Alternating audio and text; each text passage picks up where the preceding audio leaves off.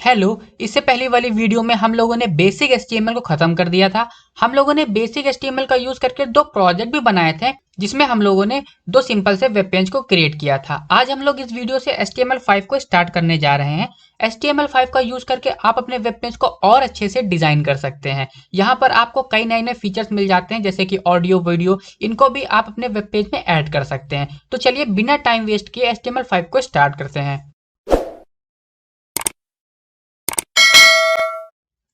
HTML5 की coding के लिए हम लोग यहाँ पर भी JSBin.com का ही यूज करने वाले हैं। अगर आप चाहें तो आप VS कोड या सबलाइन टेक्स्ट जैसे कोड एडिटर का भी यूज कर सकते हैं, बट अगर आप एक बिगिनर हैं तो मेरी सजेशन यही है कि आप JSBin.com का ही यूज करें, क्योंकि JSBin.com में ट्रांसपेरेंसी बहुत होती है, जिसकी वजह से आप आसानी से HTML को सीख सकते हैं। तो मैं यहाँ पे अपना गूगल क्रोम ओपन करता हूँ और यहाँ पर मैं गूगल पे सर्च करता हूँ JSBin.com। JSBin.com सर्च करते ही आपके सामने JSBin.com आ जाएगा। आपको इसको ओपन कर लेना है। ओपन करते ही आपके सामने लेफ्ट साइड पे कई सारे कोड लिखे हुए होंगे। इस बार आपको इन कोड को डिलीट नहीं करना है, क्योंकि ये HTML5 के ही कोड हैं। अगर आप कोई भी HTML5 का डॉक्यूमेंट पढ़ते हैं या देखते हैं तो वहां पर आपको डॉक टाइप डिक्लेरेशन जरूर दिखेगा, मतलब कि ये लाइन आपको हर एक HTML5 के डॉक्यूमेंट में लिखी हुई मिल जाएगी HTML टैग से पहले। इसका यूज होता है वेब ब्राउजर को ये बताने के लिए कि आखिर आपने कौन से टाइप के और कौन से वर्जन का HTML यूज किया है अपने वेब डॉक्यूमेंट को लिखने के लिए या फिर अपने वेब पेज को बनाने के लिए।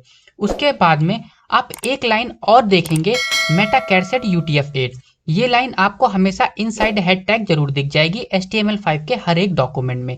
UTF का फुल फॉर्म होता है यूनिकोड ट्रांसफॉर्मेशन फॉर्मेट। इसका यूज होता है एग्जिस्टिंग कैरेक्टर सेट को स्टैंडर्ड यूनिकोड ट्रांसफॉर्मेशन फॉर्मेट, मतलब कि UTF से रिप्लेस करने के लिए। जैसे ही आप JSBin.com को ओपन करेंगे तो आपके सामने लेफ्ट साइड में सबसे पहले HTML5 का जो स्ट्रक्चर होता है वो लिखा हुआ मिलेगा। यहाँ पर आप देखेंगे कि सबसे ऊपर HTML टैग को ओपन करने से पहले ही डॉक टाइप HTML का यूज करते हैं, और जो मेटा कैटसेट UTF-8 है ये लाइन हमेशा हेड टैग के अंदर लिखी जाती है। तो ये होता है HTML5 का बेसिक स्ट्रक्चर। अगर आप लोग VS कोड या सबलाइन टेक्स्ट जैसे कोड एडिटर का यूज कर रहे हैं तो आपको HTML5 की कोडिंग करने के लिए, HTML5 के डॉक्यूमेंट लिखने के लिए इस स्ट्रक्चर की जरूरत पड़ेगी। तो आप सबसे पहले इस स्ट्रक्चर को वहां पर लिख लीजिएगा। HTML5 में आपको कई सारे नए एलिमेंट्स भी देखने को मिलेंगे, जैसे कि header, aside, article, section, footer, audio, video, progress and many more. ये है एक वेब पेज का फॉर्मेट कि आखिर वेब पेज बनाते कैसे हैं। अगर आप हेडर बनाना चाहते हैं अपने वेब पेज का तो यहाँ पर आप हेडर टैग का यूज करेंगे। अगर आप फुटर बनाना चाहते हैं जहां पर आप लोग copyright, privacy and term and condition से रिलेटेड इन्फॉर्मेशन देते हैं अपने वेब पेज में, तो उसके लिए आप फुटर टैग का यूज करेंगे। HTML5 में आपको हर एक काम करने के लिए एक अलग टैग मिल जाता है। जैसे कि अगर आप पेज में कोई कंटेंट ऐड करना चाहते हैं तो उसके लिए आप आर्टिकल टैग का यूज करेंगे। अगर आप पेज को डिवाइड करना चाहते हैं तो उसके लिए आप सेक्शन टैग का यूज करेंगे। अगर आप पेज से रिलेटेड या फिर कंटेंट से रिलेटेड कोई एक्स्ट्रा इन्फॉर्मेशन देना चाहते हैं तो उसके लिए आप लोग एसाइड टैग का यूज करते हैं। यहाँ पर आपको हर एक काम के लिए एक नया एलिमेंट, एक नया टैग मिल जाता है, जिससे कि चीजों को समझना काफी आसान हो जाता है और हम आसानी से HTML5 का यूज करके एक अच्छा सा वेब पेज क्रिएट कर पाते हैं। Forms in HTML5। हम लोगों ने बेसिक HTML में भी फॉर्म्स को पढ़ा था। वहां पर हम लोगों ने इनपुट टैग का यूज करके बॉक्सेस को क्रिएट किया था और उन बॉक्सेस के अंदर हम लोग डाटा को फिल करते थे। डाटा के अकॉर्डिंग हम लोग इनपुट टैग के टाइप को सेलेक्ट करते थे। जैसे कि अगर हमें किसी के नेम को इनपुट करना है तो हम लोग टाइप इक्वल टू टेक्स्ट लिखते थे। अगर हम लोगों को पासवर्ड इनपुट करने के लिए बॉक्स को बनाना है तो हम लोग टाइप इक्वल टू पासवर्ड लिखते थे। यहाँ पर आपको HTML5 में इनपुट टैग के और टाइप मिल जाएंगे, जैसे कि type equal to date. Type equal to date का यूज करके हम लोग अपने फॉर्म में डेट पिकर को क्रिएट करते हैं, जिसका यूज होता है डेट फिल करने में। जैसे कि आपको कोई ऐसा फॉर्म बनाना है जिसमें किसी को कोई डेट फिल करनी हो, किसी को अपनी DOB फिल करनी हो, तो उस केस में हम लोग टाइप इक्वल टू डेट का यूज करते हैं। मैं आपको JSBin.com में करके दिखा भी देता हूँ। सबसे पहले मुझे एक फॉर्म बनाना है तो उसके लिए मैं फॉर्म टैग को ओपन करता हूँ और फॉर्म टैग को क्लोज कर लेता हूँ, क्योंकि फॉर्म बनाने के लिए हम लोग फॉर्म टैग का यूज करते हैं। देन मैं क्या करूंगा, यहाँ पे लिखूंगा इनपुट और इसका टाइप दे दूंगा डेट, एंड देन इसका नेम भी दे दूंगा मैं डेट। जैसे ही मैंने इस इनपुट टैग को कंप्लीट किया, आप राइट साइड पे देख पाएंगे कि यहाँ पर एक डेट पिकर बन गया है। जैसे ही आप इस कैलेंडर के सिंबल पे क्लिक करेंगे, आपके सामने एक कैलेंडर ओपन हो जाएगा। आप इस कैलेंडर का यूज करके कोई सी भी डेट को सेलेक्ट कर सकते हैं, आप कोई सी भी ईयर को सेलेक्ट कर सकते हैं। तो इस तरीके से हम लोग टाइप इक्वल टू डेट का यूज करके डेट पिकर को अपने फॉर्म में क्रिएट करते हैं, जिसका यूज होता है डेट पिक करना। HTML5 के फॉर्म में आप लोग कलर पिकर को भी बना सकते हैं। जैसे इससे पहले अभी आप लोगों ने डेट पिकर बनाया, जिसका यूज करके आप लोग डेट को पिक कर सकते हैं फॉर्म में, वैसे ही आप लोग कलर पिकर भी बना सकते हैं, जिसका यूज करके आप लोग इजिली कलर को भी पिक कर सकते हैं। मैं आपको jsbin.com पे जाकर कलर पिकर भी बना के दिखा देता हूँ। कलर पिकर बनाने के लिए हम लोग इनपुट टैग का यूज करते हैं। हम लोग लिखेंगे इनपुट टाइप कलर। कलर की स्पेलिंग यहाँ पे होगी COLOR। ओके, उसके बाद हम लोग यहाँ पे लिखेंगे नेम पिकर। मैंने इस इनपुट टैग का नेम दे दिया पिकर। एंड देन यहाँ पे आपको एक चीज देनी होती है, वो होती है वैल्यू। वैल्यू के अंदर हम लोग हेक्साडेसिमल वैल्यू पास कर देते हैं, जो कि ये काम करती है कि डिफॉल्ट कलर वहां पे दिखा देती है। ये जो वैल्यू मैंने पास की है, ये वैल्यू है हेक्साडेसिमल वैल्यू रेड कलर की, तो यहाँ पे आपको रेड कलर देखने को मिल जाएगा। अगर मैं यहाँ पे ग्रीन कलर की हेक्साडेसिमल वैल्यू लिखूं, तो यहाँ पर आपको ग्रीन कलर देखने को मिल जाएगा। ये देखिए, ये जो वैल्यू होती है ये ग्रीन कलर की होती है, तो यहाँ पे आपको ग्रीन कलर देखने को मिल जाएगा डिफॉल्ट। आप इस पे क्लिक करके कोई से भी कलर को सेलेक्ट कर सकते हैं इस फॉर्म में। तो इस तरीके से आप लोग HTML5 के फॉर्म में कलर पिकर को भी क्रिएट कर सकते हैं। अगर आप इस तरीके का न्यूमेरिक स्टेपर अपने HTML पेज में बनाना चाहते हैं, तो वो भी आप लोग HTML5 के फॉर्म में बना सकते हैं। उसके लिए आपको टाइप बराबर नंबर का यूज करना पड़ता है। यहाँ पर आपको इनपुट टैग के अंदर एक लाइन और लिखनी पड़ती है, वो लिखना पड़ता है स्टेप। स्टेप के अंदर हम लोग वैल्यू पास करते हैं कि एक बार में कितनी वैल्यू जंप करेगी। अगर मैं यहाँ लिखूं 5, तो अगर पहली वैल्यू 0 है तो दूसरी वैल्यू हो जाएगी 5। फिर अगर मैं एक क्लिक करूं, एक इंक्रीज करूं, तो दूसरी वैल्यू हो जाएगी 10। तो एक बार में कितनी वैल्यू इंक्रीज करनी है, वो हम लोग स्टेप के अंदर फिल करते हैं। मैं आपको jsbin.com पे ले जाके दिखा देता हूं कि आखिर हम लोग इसको बनाते कैसे हैं। सबसे पहले हम लोग लेते हैं input tag, and then input tag का जो टाइप है उसको हम लोग दे देते हैं नंबर, NUMBER। एंड देन हम लोग देते हैं नेम, जैसे कि हमेशा देते हैं। देन हम लोग इनपुट टैग का नेम दे देते हैं, तो मैं यहाँ दे देता हूँ स्टेपर। एंड थर्ड चीज जो हमें यहाँ पे देनी होती है वो होती है स्टेप। स्टेप के अंदर हम लोग वैल्यू भरते हैं कि आखिर एक बार में कितना चेंजेस आए, वैल्यू में एक बार में कितना जंप आए। सपोज करिए मैंने यहाँ पे 10 दिया, तो होगा क्या कि जैसे ही मैं इंक्रीज करूंगा तो ये हो जाएगा 10, दोबारा मैं इंक्रीज करूंगा तो ये हो जाएगा 20। ऐसा क्यों हो रहा है? क्योंकि मैंने यहाँ पे 10 दिया है, तो एक बार में कितनी वैल्यू जंप करेगी? 10। ठीक, अगर मैं यहाँ पे दे दूं, सपोज करो मैं यहाँ देता हूँ 4, तो क्या होगा, एक बार में कितनी वैल्यू जंप करेगी? 4। देखिए, पहला 4, दूसरा 8, तीसरा 12। तो इस तरीके से आप लोग न्यूमेरिक स्टेपर भी बना सकते हैं टाइप बराबर नंबर का यूज करके। HTML5 में टाइप इक्वल टू ईमेल का भी एक ऑप्शन मिल जाता है। अगर आप ईमेल आईडी फिल करने के लिए फॉर्म में कोई बॉक्स क्रिएट कर रहे हैं, तो आप हमेशा इनपुट का जो टाइप है उसको ईमेल ही रखें। इससे होगा ये कि अगर कोई यूजर ईमेल आईडी के अलावा कोई दूसरा डाटा उस बॉक्स में फिल करेगा, तो आपका फॉर्म सबमिट ही नहीं होगा। वहां पे एक एरर बता देगा कि यहाँ पे आपने ईमेल आईडी के अलावा कोई और डाटा फिल कर दिया है। टाइप इक्वल टू सर्च का यूज करके आप लोग HTML5 में सर्च बॉक्स को भी क्रिएट कर सकते हैं, और साइज में वैल्यू पास करके आप लोग उस सर्च बॉक्स की विड्थ को भी डिसाइड कर सकते हैं कि आखिर आपको उस बॉक्स की विड्थ को कितना रखना है। मैं आपको ये चीज़ jsbin.com में करके दिखा देता हूँ। अगर मुझे सर्च बॉक्स बनाना है, तो उसके लिए सबसे पहले मैं इनपुट टैग को लूंगा और यहाँ लिखूंगा input type equal to SEARCH search. Then मैं इस इनपुट टैग का नेम रखूंगा, नेम में मैं SERA कर देता हूँ, और उसके बाद मैं यहाँ पे साइज में इसकी साइज दे देता हूँ 50 देते हैं। ये देखिए, जैसे ही मैंने यहाँ पे 50 वैल्यू पास की, तो यहाँ पे इसकी जो विड्थ थी वो इंक्रीज हो गई। अगर मैं यहाँ पे दूं 70, तो देखिए इस बॉक्स की विड्थ और इंक्रीज हो जाएगी। तो इस तरीके से हम लोग सर्च बॉक्स को क्रिएट कर सकते हैं HTML5 में, और साइज में हम लोग वैल्यू को पास करके इसकी विड्थ को इंक्रीज या डिक्रीज कर सकते हैं। अगर मैं 10 कर दूं, तो देखिए विड्थ इतनी हो जाएगी। तो इस तरीके से हम लोग HTML5 में टाइप इक्वल टू सर्च का यूज करके सर्च बॉक्स को क्रिएट करते हैं। इसके अलावा आपको HTML5 में बटन बनाने का भी ऑप्शन मिलता है। अगर आप इनपुट में टाइप इक्वल टू बटन लिख दें, तो आप वहां पे बटन को भी क्रिएट कर सकते हैं। जैसे कि मैं यहाँ पे आपको बटन भी बना के दिखा देता हूँ। अगर आपको बटन बनाना है, तो सबसे पहले लिखेंगे आप इनपुट, देन टाइप में आप लिख देंगे बटन।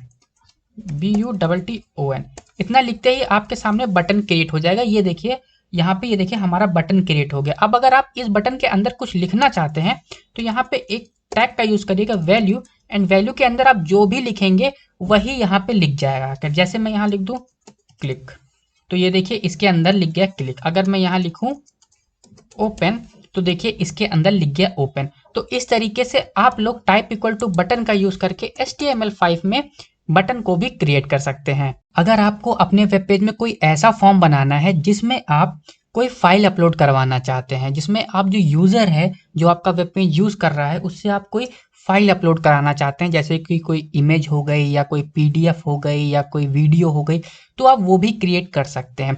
उसके लिए आपको इनपुट में जो टाइप होता है उसको फाइल लिखना होता है और आईडी में एक नेम लिखना होता है। आईडी क्या होती है ये आपको जब मैं CSS पढ़ाऊंगा तो वहां पे बताऊंगा कि आखिर आईडी और क्लास का यूज क्या होता है। एंड देन नेम तो हम हर इनपुट टैग का लिखते ही हैं। तो इस तरीके से आप लोग एक ऐसा भी फॉर्म बना सकते हैं जहां पे आप फाइल को अपलोड करवा सकते हैं। चलिए मैं आपको ये jsbin.com में करके दिखा देता हूँ। अगर आप ऐसा फॉर्म बनाना चाहते हैं तो सबसे पहले मैंने फॉर्म टैग को ओपन किया एंड फॉर्म टैग को क्लोज कर लिया। फिर अब मैं क्या करूंगा, फाइल अपलोड वाला बनाने के लिए मैं सबसे पहले इनपुट टैग को लूंगा और यहाँ पे मैं लिखूंगा टाइप में फाइल, ठीक है। एंड देन यहाँ पे मैं एक आईडी दे दूंगा, आईडी इक्वल टू, ये भी लिख देता हूँ my file. And then name, name तो हम लोग हर इनपुट टैग का लिखते हैं, जैसा कि मैंने आपको इससे पहली वाली वीडियोस में बताया था जब मैं बेसिक HTML पढ़ा रहा था। तो देखिए सबसे पहले हमने इनपुट टैग लिया, देन टाइप में हम लोगों ने फाइल लिख दी, then ID equal to my file लिख दी, एंड देन हमने इस इनपुट टैग का नेम क्या दे दिया, इनपुट दे दिया। मैं यहाँ पे क्या करता हूँ, इस इनपुट को हटा के माई फाइल इसको भी कर देता हूँ, देखने में बड़ा अजीब लगेगा, तो मैंने यहाँ पे माई फाइल कर दिया। अब आप ये राइट साइड में देखिए यहाँ पे आपको चूज फाइल के लिए बोलेगा। आप जैसे ही क्लिक करेंगे आपको यहाँ पे पाथ दिखा देगा कि आखिर आप कौन सी फाइल अपलोड करना चाहते हैं। यहाँ से आप कोई सी भी फाइल अपलोड कर सकते हैं। तो इस तरीके से आप लोग फाइल अपलोड करने वाला भी फॉर्म क्रिएट कर सकते हैं HTML5 में। इसके लिए आपको जो इनपुट टैग है उसके अंदर जो टाइप है उसको फाइल करना पड़ता है। अगर आप टाइप इक्वल टू फाइल का यूज करते हैं इनपुट टैग में तो आप लोग एक फाइल अपलोड करने वाला फॉर्म भी क्रिएट कर सकते हैं। अगर आप अपने वेब पेज में किसी इमेज को एज अ बटन यूज करना चाहते हैं तो वो भी आप HTML5 में कर सकते हैं। कैसे? इसके लिए आपको सबसे पहले इनपुट टैग लेना होगा और उसका जो टाइप है उसको इमेज देना होगा। देन SRC के अंदर उस इमेज का पाथ या तो उस इमेज की लिंक देनी होगी। देन फिर ऑल्ट के अंदर हम लोग मैसेज दे देंगे कि अगर इन केस ये इमेज लोड ना हो पाए तो वहां पर हमें ये मैसेज मिल जाए। देन हम लोग विद और हाइट एट्रीब्यूट का यूज करके उस इमेज की साइज को भी डिसाइड कर सकते हैं, एडजस्ट कर सकते हैं। चलिए मैं आपको ये jsbin.com में करके दिखा देता हूँ कि आखिर किसी इमेज को एज अ बटन कैसे यूज करना है। सबसे पहले हमें क्या करना है, इनपुट टैग ले लेना है, देन इसमें जो टाइप है टाइप को हमें दे देना है इमेज, ठीक है। देन हम लोग लिखेंगे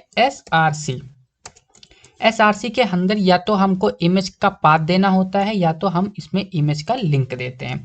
फिर हम लोग देते हैं ऑल्ट के अंदर हम लोग मैसेज देते हैं कि इन केस अगर हमारी इमेज लोड ना हो पाए किसी वजह से तो वहां पे हमें मैसेज देखने को मिल जाए।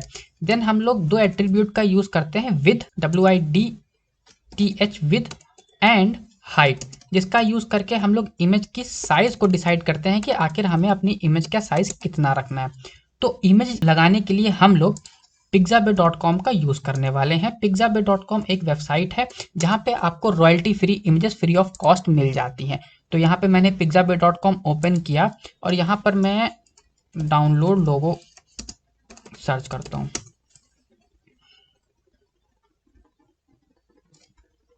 तो ये देखिए मेरे सामने ये इमेज आ गई। मैं इस इमेज को यूज करना चाहता हूं तो इस पर राइट क्लिक करके कॉपी इमेज एड्रेस पे क्लिक करके मैं इसका लिंक कॉपी कर लेता हूं और मैं यहाँ पे आके इसको पेस्ट कर देता हूं, ठीक है। तो ये देखिए ये जो इमेज है ये एज अ बटन ट्रीट होगी। अब क्योंकि मैंने इसमें क्या किया है, टाइप इक्वल टू इमेज का यूज करके इस इमेज को बटन के तरीके से बना दिया। अब अगर मैं इसकी विड्थ दे दूं 40 पिक्सल तो देखिए मैं विद और हाइट एट्रीब्यूट का यूज करके इसकी साइज को भी डिसाइड कर सकता हूं, इसकी विद और हाइट को भी एडजस्ट कर सकता हूं। तो मैंने देखिए इसकी जो हाइट थी वो 20 पिक्सल दे दी तो ये इसकी जो हाइट थी वो कम हो गई। तो इस तरीके से हम लोग किसी इमेज को एज अ बटन के तरीके से भी HTML5 में ट्रीट करवा सकते हैं। Label, this tag is used to specify an HTML label for a given element. मतलब कि लेबल का यूज होता है किसी HTML एलिमेंट के आगे लेबलिंग करने के लिए। जैसे कि अगर आप इसके सामने लिखना चाहते हैं क्लिक, तो आप कैसे लिखेंगे? आप क्या करिए, सबसे पहले लेबल टैग को ओपन करिए एंड लेबल टैग को क्लोज कर दीजिए और इसी के बीच में आप यहाँ पे लिख सकते हैं क्लिक। तो इस तरीके से आप किसी भी बॉक्स की लेबलिंग कर सकते हैं, किसी भी HTML एलिमेंट की लेबलिंग कर सकते हैं लेबल टैग का यूज करके। ऑडियो HTML5 का यूज करके आप लोग अपने वेब पेज में ऑडियो को भी इंसर्ट कर सकते हैं। ऑडियो को इंसर्ट करने के लिए ऑडियो टैग का यूज होता है। ऑडियो टैग को आप लोग दो तरीके से यूज कर सकते हैं, पहला तो ये तरीका और दूसरा ये तरीका। अगर आप ऐसा कोई वेब पेज बना रहे हैं जिसमें आपको ऑडियो को इंसर्ट करना है तो आप ये वाला तरीका यूज करें, ये वाला तरीका यूज ना करें, क्योंकि कई सारे ऐसे ब्राउजर हैं जो कि इस तरीके को सपोर्ट नहीं करते हैं। तो मैं आपको यही रिकमेंड करूंगा कि अगर आप कोई ऐसा वेब पेज बना रहे हैं जिसमें आपको ऑडियो को इंसर्ट करना है तो आप इस तरीके का यूज करें, इस तरीके का यूज ना करें। बट यहाँ पर मैं आपको दोनों तरीके से बताऊंगा कि आखिर दोनों तरीकों को कैसे यूज करके ऑडियो को किसी वेब पेज में इंसर्ट किया जाता है। अगर आप इस तरीके का यूज करके अपनी HTML पेज में या अपने वेब पेज में ऑडियो को इंसर्ट करना चाहते हैं तो उसके लिए सबसे पहले आपको ऑडियो टैग को ओपन करना होगा। ऑडियो टैग को ओपन करने के लिए सबसे पहले आपको लिखना है audio, then src equal to double inverted comma open and double inverted comma close. इन दोनों डबल इन्वर्टेड कॉमा के अंदर या तो आप ऑडियो का पाथ देंगे जो आपको ऑडियो इंसर्ट करनी है अपने वेब पेज में, या तो उसका पाथ देंगे या तो आपको उस ऑडियो फाइल का लिंक देना होगा। जैसे आप इमेज में करते थे वैसे ही आप चाहें तो यहाँ पे उसका लिंक भी दे सकते हैं। उसके बाद आपको लिखना होगा कंट्रोल्स, याद रखिए कंट्रोल नहीं एस लगा हुआ है, कंट्रोल्स। इतना लिखते ही जो आपका जो ऑडियो टैग है वो ओपन हो जाएगा। उसके बाद आपको तो पता ही है कि HTML में जो टैग ओपन करते हैं उसको क्लोज भी करना होता है, कुछ टैग को छोड़ के ऑडियो टैग को भी क्लोज करना होता है। तो आपको ऑडियो टैग के आगे स्लैश लगा के इस ऑडियो टैग को क्लोज कर देना है और इन दोनों के बीच में आपको एक मैसेज दे देना है audio element not supported to your browser. इसका यूज ये है कि इन केस अगर जो ये ऑडियो टैग है ये आपके ब्राउजर में सपोर्ट ना करे, कई सारे ऐसे ब्राउजर हैं जिसमें ये ऑडियो जो टैग है ये सपोर्ट नहीं करता है। अगर कोई ऐसी सिचुएशन आए, कोई ऐसा यूजर है जो उस तरीके के कोई ब्राउजर यूज कर रहा है जिसमें ये ऑडियो टैग सपोर्ट ना करता हो, तो वहां पर उसको ये मैसेज आ जाए कि ऑडियो टैग जो आपका ऑडियो एलिमेंट है ये आपके ब्राउजर में सपोर्ट नहीं कर रहा है। अगर आप इस तरीके का यूज करके अपने वेब पेज में ऑडियो को इंसर्ट करना चाहते हैं तो आप एक चीज जान लीजिए कि जो ऑडियो टैग होता है ये एक से ज्यादा सोर्स टैग को कंटेन करता है। उसका फायदा ये होता है कि सपोज करिए सबसे पहले वाले सोर्स जो टैग है उसमें आपने जो सोर्स डाला है उसमें जो आपका ऑडियो टैग है उसका जो टाइप है, उसका जो एक्सटेंशन है वो .ogg है, और जो सेकंड सोर्स टैग है उसमें जो आपने ऑडियो इंसर्ट किया है उसका जो एक्सटेंशन है यानी कि उसका जो टाइप है वो .mp3 है। जो आपका यूजर है जो आपका वेब पेज यूज कर रहा है उसने किसी ब्राउजर में उसको ओपन किया। अब जो ब्राउजर है वो OGG को सपोर्ट नहीं करता है, वो OGG टाइप को सपोर्ट नहीं करता है। तो उस केस में क्या होगा, जो ये वाला सोर्स है इसको वो जो आपका उसका ब्राउजर है उसको लेगा ही नहीं, इस वाले सोर्स का जो ऑडियो होगा उसको प्ले कर देगा। अब इन केस सपोज करिए MP3 कोई ब्राउजर ऐसा होगा जो MP3 सपोर्ट नहीं करता होगा बट OGG सपोर्ट करता होगा, तो उस केस में क्या होगा, जो ये वाला सोर्स का टैग है ये रन कर जाएगा और जो ये वाला है ये वहीं पे रह जाएगा। अब कोई ऐसा केस होगा जिसमें ये दोनों के दोनों सपोर्ट करते होंगे, कोई ऐसा ब्राउजर होगा जिसमें OGG ऑडियो टाइप भी सपोर्ट करता होगा और .mp3 भी सपोर्ट करता होगा। तो उस केस में क्या होगा, जो पहले आएगा, पहले कौन है OGG, तो जो OGG वाला है उसको रन कर देगा और बाकी सबको एज इट इज छोड़ देगा।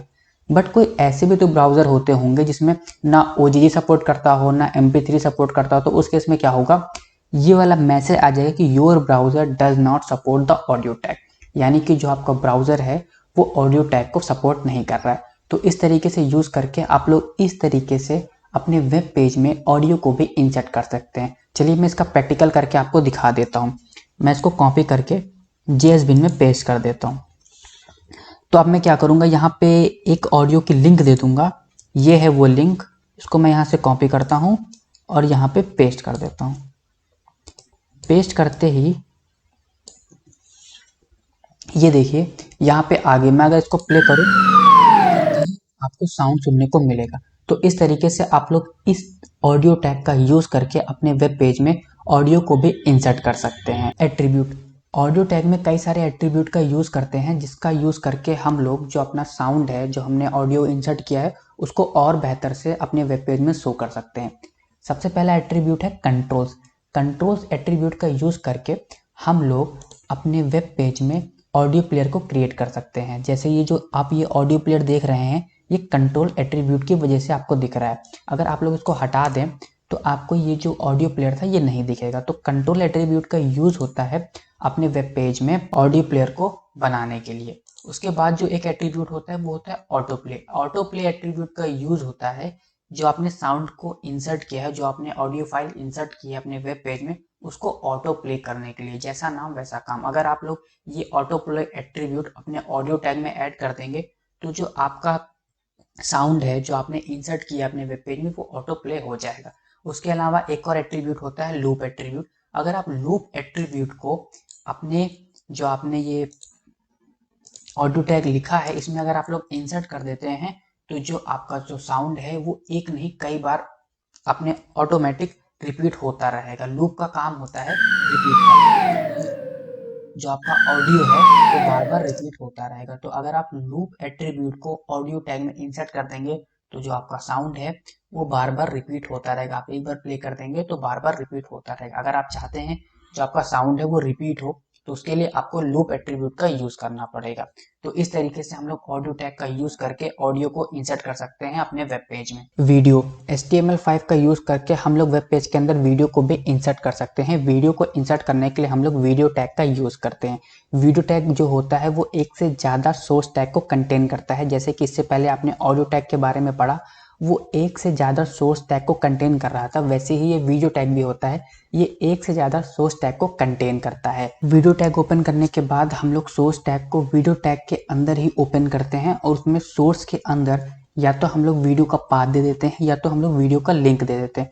और उसके बाद हम लोग टाइप को भी स्पेसिफाई कर देते हैं कि जो हमारा जो वीडियो है उसका क्या टाइप है, MP3 टाइप है या OGG टाइप है या कोई और टाइप है, तो हम लोग उस टाइप को भी स्पेसिफाई कर देते हैं। इन केस अगर ये वाला टाइप जो आपने डाला है वो जो ब्राउजर है जिसमें आप लोग ओपन कर रहे हैं उस वेब पेज को वो सपोर्ट नहीं करेगा तो ये वाला जो पहला वाला सोर्स टैग है वो रन नहीं करेगा, सेकंड वाले सोर्स टैग है वो रन कर जाएगा। अगर सेकंड वाला भी जो आपने वीडियो डाला है उसका भी जो एक्सटेंशन है उसका जो टाइप है वो उस ब्राउजर में सपोर्ट नहीं कर रहा है तो उस केस में ये वाला जो मैसेज है your browser does not support the video tag ये डिस्प्ले हो जाएगा। तो इस तरीके से ये वीडियो टैग काम करता है। मैं आपको ये वीडियो टैग JSBin में ले जाके दिखा देता हूँ। ये देखिए यहाँ पे पेस्ट करते ही आपके सामने ये ब्लॉग आ गया होगा। अगर मैं यहाँ पर जो मेरा SRC है यहाँ पर किसी वीडियो का पाथ या फिर किसी वीडियो की लिंक को यहाँ पे पेस्ट कर दूं तो यहाँ पर हमारी वो वीडियो आ जाएगी।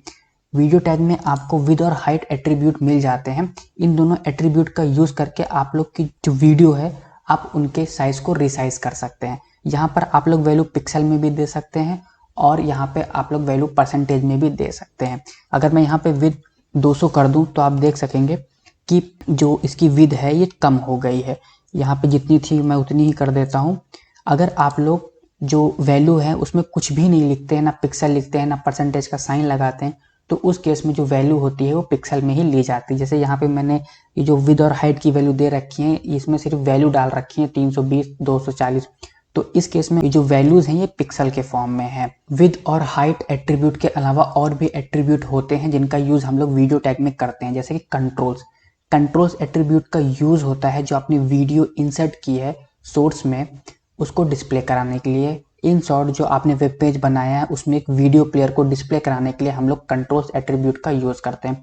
उसके अलावा ऑटो प्ले भी एट्रीब्यूट होता है जिसका यूज होता है वीडियो को ऑटो प्ले करने के लिए। जैसे ही वो वीडियो पूरी डाउनलोड हो जाती है, जैसे ही वो वीडियो रेडी हो जाएगी वो ऑटो प्ले हो जाएगी अगर आप लोग ऑटो प्ले एट्रीब्यूट को अपने वीडियो टैग में इंसर्ट कर देते हैं। एक और एट्रीब्यूट का यूज होता है वो है लूप एट्रीब्यूट। अगर आप लोग अपने वीडियो टैग में इंसर्ट कर देते हैं तो जो आपकी जो वीडियो है वो बार बार रिपीट हुआ करेगी, over and over again and again वो जो है आपकी वीडियो प्ले हुआ करेगी। तो इस तरीके से आप लोग इन एट्रीब्यूट का यूज करके अपनी वीडियो को और अच्छे से मॉडिफाई कर सकते हैं। तो ये होता है वीडियो टैग और इस तरीके से हम लोग वीडियो टैग को यूज करके कोई भी वीडियो अपने वेब पेज में इंसर्ट कर सकते हैं। प्रोग्रेस बार, अगर आप लोग ऑनलाइन शॉपिंग करते हैं तो आपने जो ऑर्डर किया है उसका स्टेटस जरूर देखते होंगे। वहां पे आपको एक प्रोग्रेस बार देखने को मिलता है। जैसे जैसे डिलीवरी नजदीक आती रहती है उस प्रोग्रेस जो बार रहता है उसकी वैल्यू इंक्रीज करती रहती है। अगर आप इस तरीके का प्रोग्रेस बार अपने वेब पेज में बनाना चाहते हैं तो वो भी आप लोग HTML5 का यूज करके बहुत आसानी से बना सकते हैं। प्रोग्रेस बार बनाने के लिए हम लोग प्रोग्रेस टैग का यूज करते हैं। इसको मैं आपको jsbean.com पे ले जाके समझा देता हूँ। सबसे पहले हम लोग प्रोग्रेस टैग को ओपन करते हैं एंड देन हम लोग प्रोग्रेस टैग को क्लोज कर देते हैं। इतना करते ही आपको लेफ्ट साइड पे एक प्रोग्रेस बार देखने को मिला होगा जहाँ पर एक ब्लू लाइन होगी जो कि लेफ्ट से राइट जा रही है और राइट से लेफ्ट जा रही है। अब हमको इस प्रोग्रेस बार में 3 एट्रीब्यूट मिल जाते हैं जिनका यूज करके हम लोग इस प्रोग्रेस बार को मॉडिफाई कर सकते हैं। कौन कौन से एट्रीब्यूट? सबसे पहला एट्रीब्यूट जो हमें मिलता है वो होता है मिनिमम, दूसरा एट्रीब्यूट जो हमें मिलता है वो होता है मैक्स, और जो तीसरा एट्रीब्यूट हमें मिलता है वो मिलता है वैल्यू। अब देखिए इन तीनों का यूज क्या होता है। जो मिनिमम होता है उसमें हम लोग स्टार्टिंग वैल्यू देते हैं अपने प्रोग्रेस बार की, जो हमारा प्रोग्रेस बार है वो कहाँ से स्टार्ट करे, ठीक है। जो मैक्स होता है उसके अंदर हम लोग एंडिंग वैल्यू देते हैं अपने प्रोग्रेस बार की, कि आखिर हमारी प्रोग्रेस बार की वैल्यू कितनी हो जाएगी तब हमारा प्रोग्रेस बार पूरा फिल हो जाएगा। और जो हमारी वैल्यू होती है उसके अंदर हम लोग वो वैल्यू देते हैं जो अभी प्रेजेंट टाइम वैल्यू है, जो प्रेजेंट टाइम वैल्यू होनी चाहिए प्रोग्रेस बार की। मैं यहाँ पे आपको वैल्यू फिल करके दिखाता हूँ। सपोज करिए मैंने स्टार्टिंग वैल्यू दे दी 0 और एंडिंग वैल्यू दी 100। तो अगर मैं यहाँ पे 50 दूंगा, 50 तो जो प्रोग्रेस बार होगा वो आधा बढ़ जाएगा, क्योंकि जो स्टार्टिंग वैल्यू है वो है 50 और जो मैक्सिमम वैल्यू है वो 100। तो ये है 0 और ये है 100। अब 50 क्या होगा, 50 0 और 100 के सेंटर में पड़ेगा। तो जो 50 तक होगा, 50 तक हमारा ये प्रोग्रेस बार फिल हो जाएगा। ये देखिए 50 डालते ही हमारा प्रोग्रेस बार फिल हो गया। अगर मैं यहाँ पे 90 कर दूं तो जो इस प्रोग्रेस बार में जो 90%, इस प्रोग्रेस बार का जो 90% होगा वो फिल हो जाएगा। तो इस तरीके से हम लोग प्रोग्रेस बार को बनाते हैं और मिन, मैक्स और वैल्यू एट्रीब्यूट का यूज करके इस प्रोग्रेस बार को मॉडिफाई करते हैं। जिसमें से जो मिन होता है उसमें हम लोग स्टार्टिंग वैल्यू देते हैं, जो मैक्स होता है उसमें हम लोग एंडिंग वैल्यू देते हैं, और जो वैल्यू होता है उसके अंदर हम लोग प्रेजेंट वैल्यू देते हैं कि आखिर हमारा जो प्रोग्रेस बार है उसमें प्रेजेंट वैल्यू क्या है। दरअसल जो हमारा प्रोग्रेस बार है इसको हम लोग जावा स्क्रिप्ट का यूज करके डायनेमिकली टास्क को परफॉर्म करने के लिए बनाते हैं। अगर आप लोग जावा स्क्रिप्ट का कोर्स पढ़ेंगे तो वहां मैं आपको इस प्रोग्रेस बार को जावा स्क्रिप्ट से कैसे डायनेमिकली डिस्प्ले कराया जाए वो मैं आपको बताऊंगा। तो इस तरीके से आप लोग प्रोग्रेस टैग का यूज करके प्रोग्रेस बार को भी क्रिएट कर सकते हैं। ये वीडियो यहीं तक था जिसमें हम लोगों ने ऑडियो टैग पढ़ा, वीडियो टैग पढ़ा, प्रोग्रेस टैग पढ़ा, कई सारे फॉर्म के और टाइप पढ़े। अब हम लोग नेक्स्ट वीडियो में प्रोजेक्ट बनाएंगे। ये तीसरा प्रोजेक्ट होने वाला है इस कोर्स का, जिसमें हम लोग एक वेबसाइट बनाएंगे स्कूल या कॉलेज के लिए जो कि लीव एप्लीकेशन को एक्सेप्ट करे। उसके अलावा जो स्कूल और कॉलेज से रिलेटेड लेटेस्ट इन्फॉर्मेशन है, जैसे कोई हॉलीडे की इन्फॉर्मेशन हो गई या फिर किसी प्रोग्राम की इन्फॉर्मेशन हो गई, वो डिस्प्ले करे, और जो बच्चे हमारे स्कूल या कॉलेज में पढ़ते हैं उनका रिजल्ट भी डिस्प्ले हो।